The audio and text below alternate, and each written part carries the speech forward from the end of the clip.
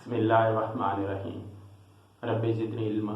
अस्सलामु अलैकुम वरहमतुल्लाहि वबरकातुहू। सबसे पहले मैं अल्लाह ताला का शुक्र अदा करता हूँ और अल्लाह से दुआ करता हूँ कि आप सब खैर खैरियत से हो। इसके बाद मैं तमाम व्यूअर्स और सब्सक्राइबर का शुक्रिया अदा करता हूँ कि जो इस सीखने और सिखाने के अमल में मेरी हौसला अफजाई कर रहे हैं और आगे मुस्तकबिल में भी इसका हौसला अफजाई आप करते रहेंगे। आज का जो टॉपिक है वो है कि हम किसी भी इलेक्ट्रोड का, ख़ासतौर पर आपकी फर्स्ट ईयर बुक में गिवन है कि जिंक इलेक्ट्रोड और कॉपर इलेक्ट्रोड का इलेक्ट्रोड पोटेंशियल हम किस तरह फाइंड करते हैं रेफरेंस इलेक्ट्रोड को यूज़ करके। ठीक है, ये मोस्टली आपके पास सवाल आ जाता है कि determination of zinc electrode potential using standard hydrogen electrode, और या फिर determination of copper electrode potential using standard hydrogen electrode as a reference electrode. ठीक है, तो आज के लेक्चर में हम जो है वो इस टॉपिक को कवर करेंगे। इसके अलावा मज़ीद आप अपने कॉन्सेप्ट्स को क्लियर करने के लिए मैं already electrochemical series learning with सीसा जो है वो लेक्चर अपलोड कर चुका हूँ। आप उसको देखें, समझें। इंशाल्लाह वो देखने के बाद आज का टॉपिक और ज़्यादा आपको अच्छी तरह समझ में आ जाएगा। तो टॉपिक का टाइटल है डिटर्मिनेशन ऑफ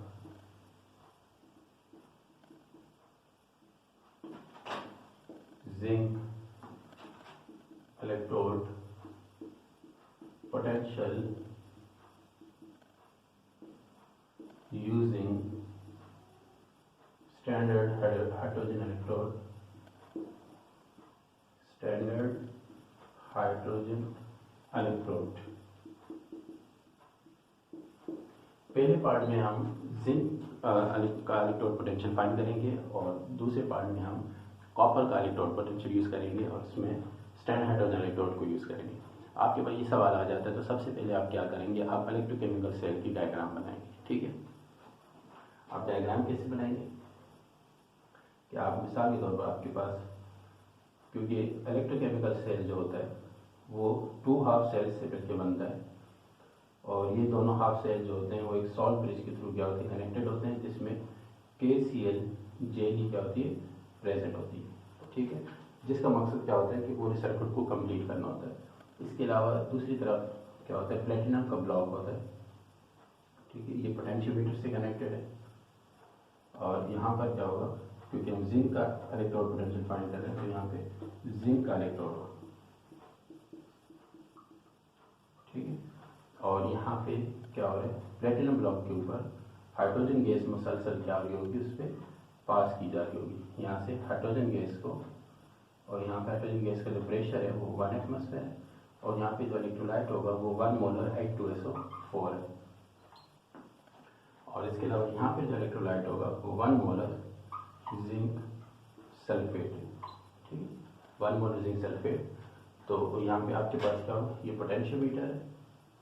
याद रखिएगा पोटेंशियोमीटर जो है वो इन दोनों इलेक्ट्रोड्स के दरमियान पोटेंशियल डिफरेंस को फाइंड करेगा। ठीक है, तो ये आपके पास जिंक इलेक्ट्रोड हुआ, जिंक सल्फेट जो है वो इलेक्ट्रोलाइट यहाँ पे यूज़ करेगा, ये सॉल्ट ब्रिज है और यहाँ पे ये प्लेटिनम ब्लॉक है जिसके ऊपर हाइड्रोजन गैस क्या हो रही है, पास हो रही है और एब्जॉर्प्शन हो जाएगी। तो जिंक जो प्लेटिनम इलेक्ट्रोड होगा उसमें जब फिजिकल एब्जॉर्ब हो जाएगी हाइड्रोजन गैस तो वो ऐसा बिहेव करेगा जैसे कि वो हाइड्रोजन इलेक्ट्रोड है। इसके अलावा उसको आपने डिप किया हुआ है 1 मोलर H2SO4 के अंदर। ठीक है, तो ये आप डायग्राम बनाएंगे सबसे पहले। फिर उसके बाद जो है पोटेंशियोमीटर जो रीडिंग देता है जब आप जिंक इलेक्ट्रोड को वो स्टैंडर्ड हाइड्रोजन इलेक्ट्रोड के साथ कंबाइन करते हैं तो इसकी वैल्यू आपके पास आती है +0.76 वोल्ट, +0.76 वोल्ट। ठीक है, ये रीडिंग आ गई आपके पास। अब आपने आइडेंटिफाई करना है कि इसमें, क्योंकि ये सेल पोटेंशियल वैल्यू है, पूरे हाफ सेल दोनों मिला के जो सेल पोटेंशियल की वैल्यू, अब इस बेस पे हम जिंक का जो है वो इलेक्ट्रोड पोटेंशियल फाइंड करेंगे। ठीक है, और फिर हम ये देखेंगे कि जिंक में ऑक्सीडेशन हो रही है, रिडक्शन हो रही है, और इसी तरह हाइड्रोजन पे ऑक्सीडेशन हो रही है, रिडक्शन हो रही है। ठीक है, तो आप सबसे पहले ये डायग्राम नोट कर लें, फिर उसके बाद नेक्स्ट जो पॉइंट्स है जो आप लिखते हैं क्या लिखेंगे। ठीक है, तो अब इसके बाद आप क्या करेंगे, आप लिखेंगे, इसको आप एक्सप्लेन कैसे करेंगे। सबसे पहला पॉइंट आप कहेंगे potentiometer is showing the value of potential difference, the value of potential difference of plus 0.76 volt.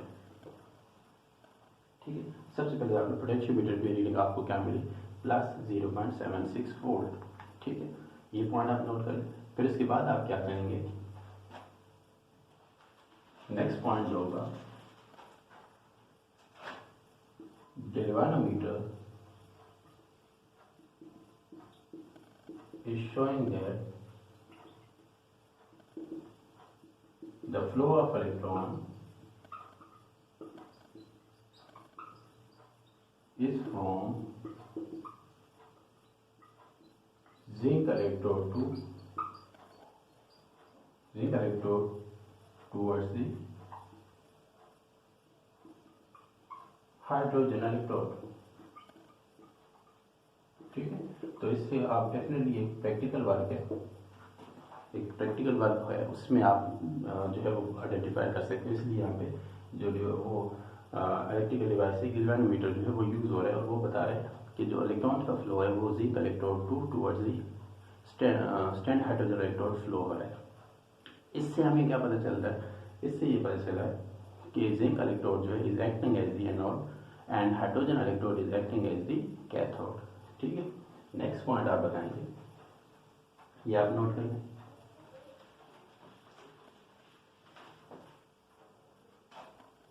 Therefore,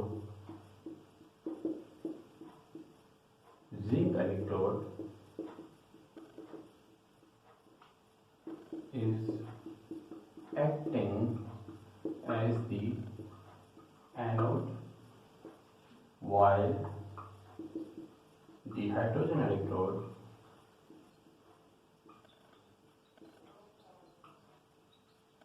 is acting as the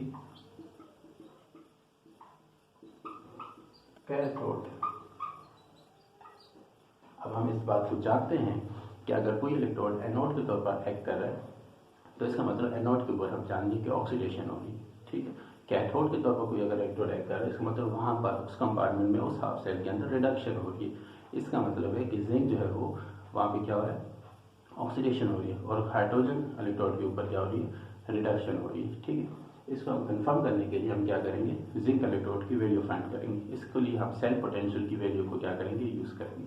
आप इसको नोट कर लें। फिर हम सेल पोटेंशियल की वैल्यू के थ्रू जिंक के इलेक्ट्रोड पोटेंशियल को फाइंड करेंगे और फिर हम क्या करेंगे कि ओवरऑल रिएक्शंस क्या होने इसमें वो हम उसको डिस्क्राइब करेंगे। तो आप क्या लिखेंगे इसमें, ये cell potential value is equal to the standard reduction potential value as cathode, standard reduction potential value at anode। यहाँ पर जो आप वैल्यूज यूज करेंगे, क्योंकि हमने कहा कि कैथोड जो है वो कौन सा hydrogen electrode as a cathode act कर रहा है और एनोड जो है वो जिंक इलेक्ट्रोड है, और यहाँ पे आप रिडक्शन वैल्यूज पुट करेंगे। ठीक है, तो यहाँ पे आप करेंगे जो वैल्यूज होंगी वो हाइड्रोजन की रिडक्शन वैल्यू, क्योंकि हाइड्रोजन प्लस H2 रिडक्शन होगी, और इसी तरह यहाँ पर भी क्योंकि जिंक इलेक्ट्रोड की +2 रिडक्शन वैल्यू। इस वैल्यू को हमने फाइंड करना है। अच्छा, यहाँ पे वैल्यू हमारे पास आ रही है 0.76 वोल्ट, इसकी वैल्यू हमें पता है कि 0.00 वोल्ट माइनस जिंक +2 जिंक। ठीक है, तो आपके पास ये वैल्यू आ रही है। अब हम क्या करेंगे, ये इस रिडक्शन वैल्यू को हमने फाइंड करना है, तो आप इसको नोट कर लें ताकि यहाँ पे आगे लिख सकूँ। तो आप क्या करेंगे इसको कि ये हो जाएगा कि प्लस 0.76 माइनस +2। ठीक है, ये माइनस है, जिसको आप क्या करेंगे, ये हो जाएगी दोनों तरफ आप माइनस से मल्टीप्लाई करेंगे तो ये क्या हो जाएगा कि जिंक +2 माइनस 0.76 वोल्ट। तो जिंक की जो रिडक्शन पोटेंशियल की वैल्यू है वो माइनस है, और माइनस वैल्यू जो है वो साइन इंडिकेट कर रहा है कि जिंक में क्या हो रहा है, बजाय इसके रिडक्शन के ऑक्सीडेशन हो रही है। ठीक है, यहाँ पर तो ये रिडक्शन है, लेकिन ये वैल्यू माइनस में आ रही है, तो इसका मतलब ये है कि यहाँ पे एक्चुअली नेगेटिव वैल्यू इंडिकेट करेगी कि ऑक्सीडेशन हो रही है। ठीक है, the negative value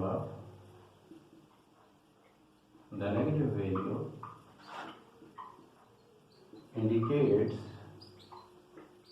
that the zinc electrode is undergoing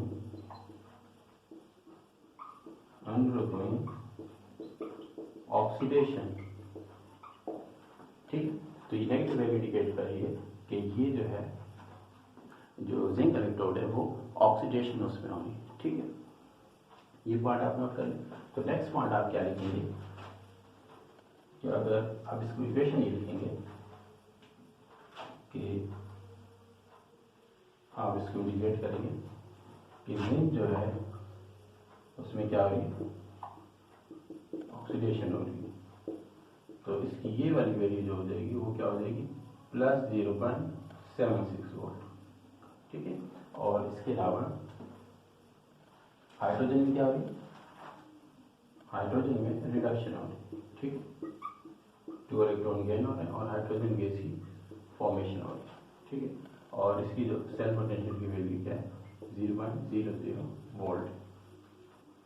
ठीक है, तो ये ओवरऑल इस रिएक्शन में, इस सेल के अंदर जो रिएक्शन हो रहा है वो जिंक की ऑक्सीडेशन हो रही है और हाइड्रोजन आयंस की क्या हो रही है, रिडक्शन हो रही है। तो आप इसको दोनों कंबाइन कैसे लिखेंगे, दोनों को आप कंबाइन लिखेंगे, +2 और जिंक +2H पॉजिटिव आयन, ये क्या हो जाएगा, कैंसिल हो जाएंगे। तो इसमें हाइड्रोजन गैस और जिंक +2।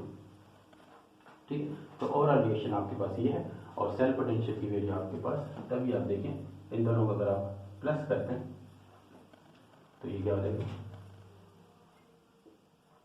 सेल की वैल्यू प्लस 0.76 वोल्ट आ रही।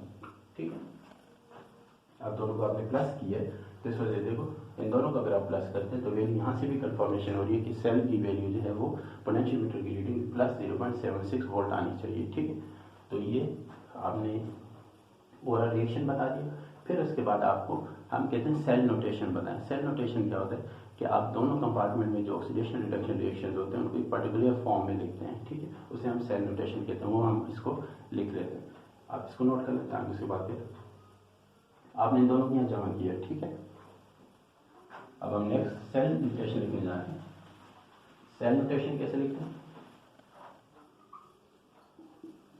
सेल नोटेशन आप इस तरह लिखते हैं कि आप यहाँ पे दरमियान में ये सॉल्ट ब्रिज को बता रहा है और कौन से कंपार्टमेंट में क्या हो रही है, रिडक्शन हो रही है, और कौन से कंपार्टमेंट में क्या हो रही है, ऑक्सीडेशन हो रही है। ठीक, तो ये आपने लिखना है। एक तरफ सेल सॉल्ट ब्रिज की रिडक्शन हो रही है तो एक तरफ ऑक्सीडेशन। ये फॉर्मेट आप यूज़ करते हैं सेल नोटेशन लिखने के लिए। इसको आप नोट कर लें। अब रिडक्शन कहाँ पे हो रही है, हमें अच्छी तरह पता है कि जो पॉजिटिव आयंस हैं, अब इसमें सेमीकोलन आपकी बुक में हाइड्रोजन गैस है। ठीक है, 1 एटमॉस्फेयर, सॉरी इसको आप यूँ लिखें, 1 मोलर और हाइड्रोजन गैस 1 एटमॉस्फेयर और प्लेटिनम ब्लॉक है आपके। ठीक है, यहाँ रिडक्शन हो रही है, H पॉजिटिव आयन रिड्यूस हो रहे हैं और प्लेटिनम ब्लॉक जो इसको ऑक्सीडेशन यहाँ पे हो रहे हैं। जिंक है, जिंक +2 आयंस की फॉर्मेशन हो रही है और 1 मोलर इलेक्ट्रोलाइट के अंदर। ठीक है, जिंक क्या है, ऑक्सीडाइज हो रहा है, जिंक ऑक्सीडाइज हो रहा है, हाइड्रोजन रिड्यूस हो रहा है। तो और यहाँ पे फ्लो ऑफ इलेक्ट्रॉन की डायरेक्शन आप बता देते हैं कि इलेक्ट्रॉन की डायरेक्शन है, इसे हम क्या कहते हैं, सेल नोटेशन। ठीक है, तो आपके पास जब सवाल आएगा तो आप क्या लिखेंगे कि सबसे पहले आपने इलेक्ट्रोकेमिकल सेल की डायग्राम बनानी है, फिर उसमें पोटेंशियोमीटर कितनी रीडिंग शो कर रहा है, फिर आपने गैल्वेनोमीटर के थ्रू हमें पता चला कि इलेक्ट्रॉन की डायरेक्शन कहाँ है, एनोड कौन है, कैथोड क्यों। ठीक है, तो उसके थ्रू आपने जिंक का इलेक्ट्रॉन पोटेंशियल फाइंड किया, फिर उसके बाद आपने इसकी सेल नोटेशन बता दी। ठीक है, तो इस तरह आपका पूरा आंसर क्या हो जाएगा, कंप्लीट हो जाएगा। अब इसके बाद जो है ना, ये था जिंक इलेक्ट्रॉन पोटेंशियल को फाइंड करना। फिर उसके बाद जो है एक बात दूसरी भी याद रखिएगा कि आप इलेक्ट्रोकेमिकल सीरीज का जो लेक्चर मैंने आपको बताया उसमें मैं हमेशा अगर 2 कंपार्टमेंट में 2 हाफ सेल्स के अंदर जो है कैथोड वो होगा जिसकी रिडक्शन पोटेंशियल की वैल्यू क्या होगी, ज़्यादा होगी, ठीक है। यानी कैपेबिलिटी ऑफ गेनिंग इलेक्ट्रॉन जिसकी ज़्यादा होगी वो हमेशा कैथोड के तौर पर एक्ट करेगा, और जिसकी कैपेबिलिटी ऑफ गेनिंग इलेक्ट्रॉन कम होगी वो हमेशा एनोड के तौर पर काम करेगा जब आप दो हाफ सेल्स को यूज़ कर रहे होंगे, ठीक है। तो ये आपको मैंने पहले इलेक्ट्रोकेमिस्ट्री लर्निंग विद सीसा के लेक्चर में पूरे डिटेल से बताया, वहाँ से आप समझ सकते हैं, ठीक है। जहाँ मैंने सीसा की डायग्राम बताई थी कि क्यों जिंक इलेक्ट्रोड से फ्लो ऑफ इलेक्ट्रॉन हाइड्रोजन की तरफ होता है। अब हम नेक्स्ट जो है वो कॉपर इलेक्ट्रोड पोटेंशियल को फाइंड करते हैं।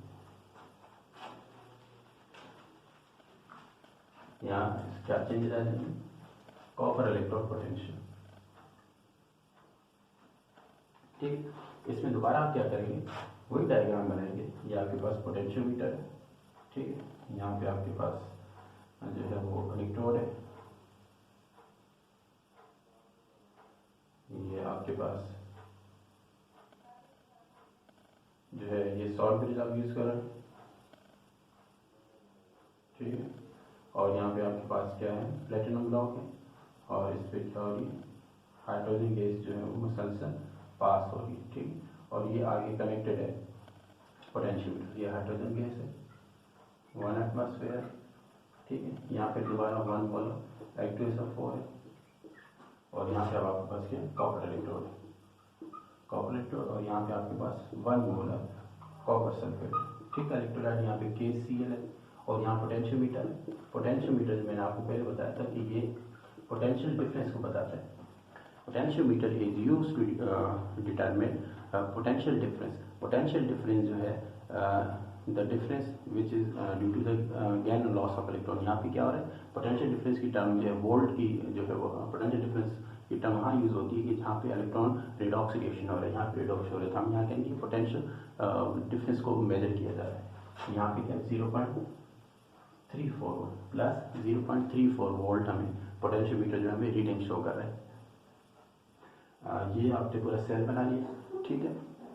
अब इसके बाद आपने बताना है इससे हमें क्या इन्फॉर्मेशन मिल रही है, ठीक है। पोटेंशियोमीटर हमें क्या रीडिंग शो कर रहा है, प्लस 0.34। सबसे पहले आपने ये डिस्कस करना है।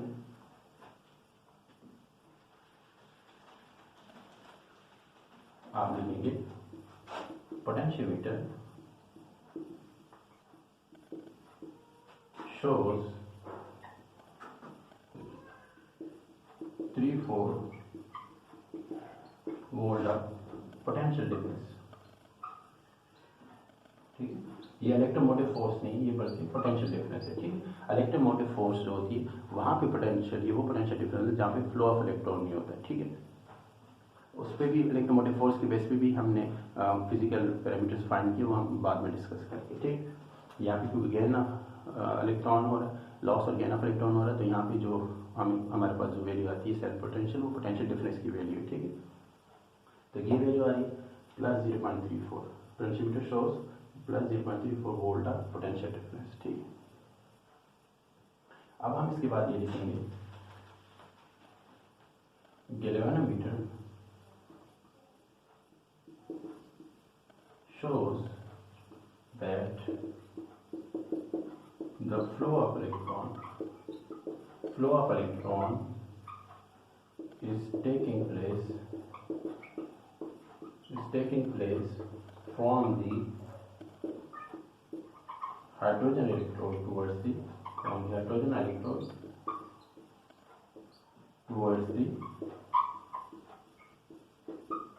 copper electrode, ठीक है। गैल्वेनोमीटर हमें ये बता रहा है कि जो इलेक्ट्रॉन का फ्लो हो रहा है वो हाइड्रोजन इलेक्ट्रोड से कॉपर इलेक्ट्रोड की तरफ हो रहा है, ठीक है। इसका मतलब है कि हाइड्रोजन जो है गैस वो ऑक्सीडाइज हो रही है और कॉपर आयंस क्या हो रहे हैं, रिड्यूस हो रहे हैं, क्योंकि flow of electron hydrogen electrode से किस साइड हो रहा है, कॉपर इलेक्ट्रोड की तरफ, ठीक है। तो अब हम ये बताएंगे, इसको आप नोट कर लें। सारे पॉइंट्स वही जो आपने जिंक इलेक्ट्रोड में यूज़ किए, ठीक है। तो आप बताएंगे इसमें therefore hydrogen electrode